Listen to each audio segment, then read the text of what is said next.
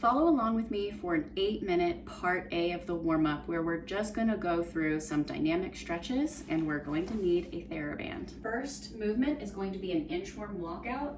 So I'm going to bring my hands to the ground, walk into a plank. I'm going to do a knee push-up. I want my hands right next to the chest and then go back to the toes as I walk myself in. I like to do a half lift and get a roll out of my back and just kind of slowly stand up and then repeat on the way back down and then walk and then continue on with a push-up. Now, if you feel pretty in between in strength, you can do a toe lower and then a knee push.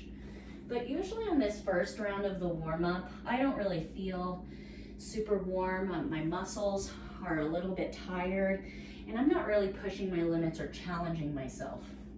I just kind of want to flow through the mechanics of the movements, making it fairly easy on myself during this warm-up. So that was a 1-minute inchworm walkout with a push-up, and now we're going to lay on the floor on our belly.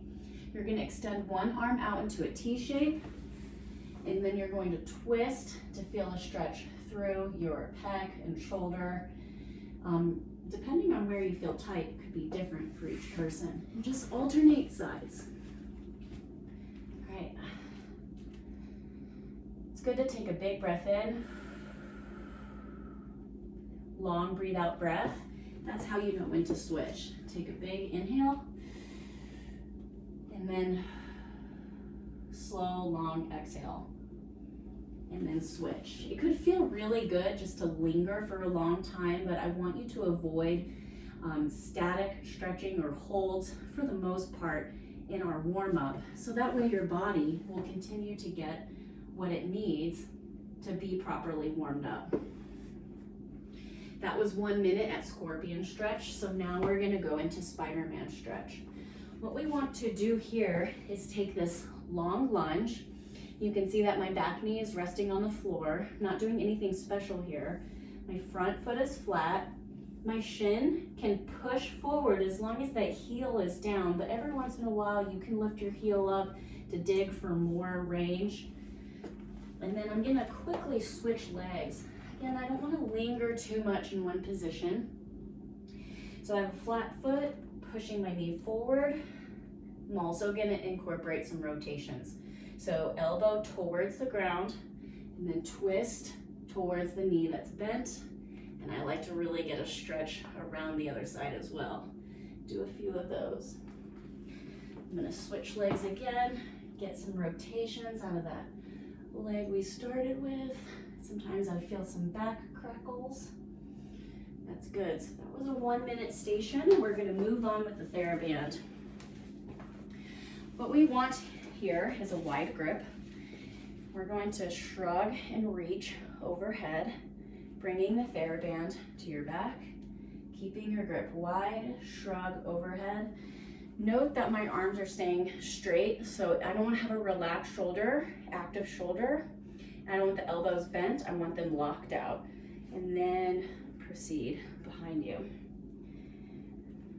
And then from there, we'll do a few single armed around the worlds. I'll go to my knees so you can see what I'm doing. But from the back view, I'm shrugging and reaching over my head, back to the front, and then making sure I go around with the other arm.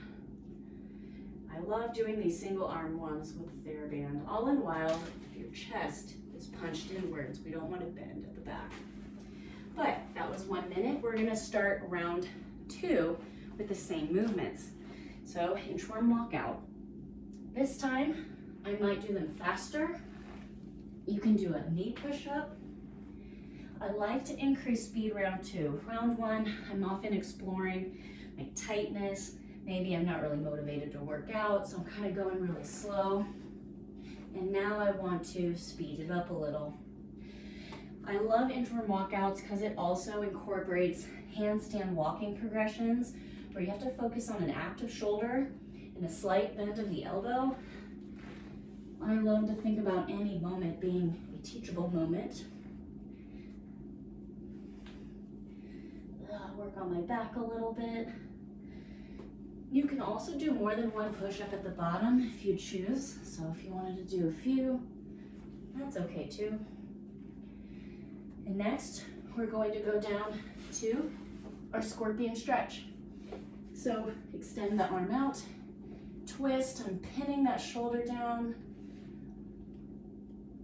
I'm just really focusing on making sure you take a big breath and then breathe out.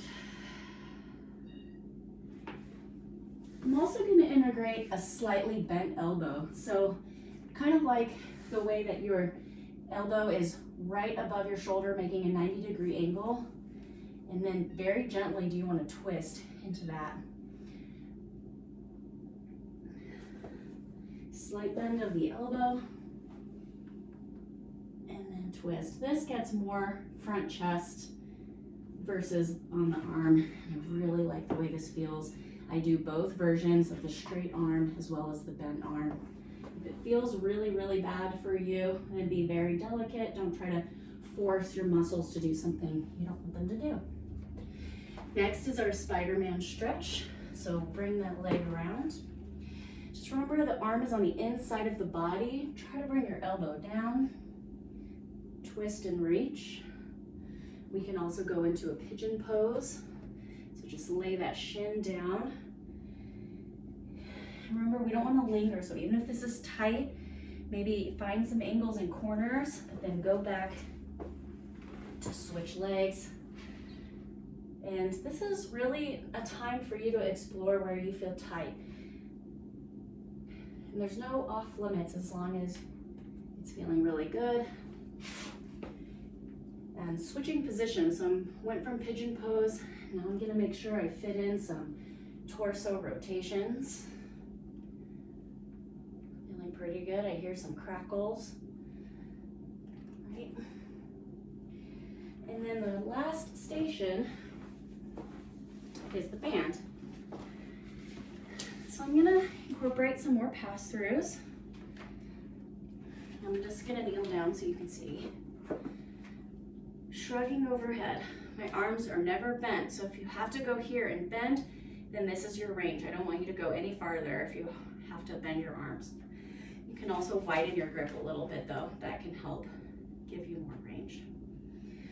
Next, I want you to have a wide grip with your palms up. Squeeze your shoulder blades and then pull out. Hold for just a couple seconds, go back in. Hold for a couple seconds, go back in. Just doing anywhere around 3 to 5. We're gonna now go from behind. My palms are up on the band now. I'm gonna pull forward. I'm letting the band kind of stretch me back.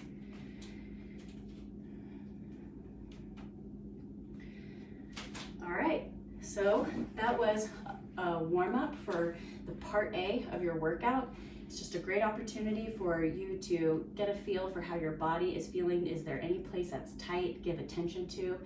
And then the part B of the warm-up is going to target more specific muscle groups for what's ahead in the upcoming workout.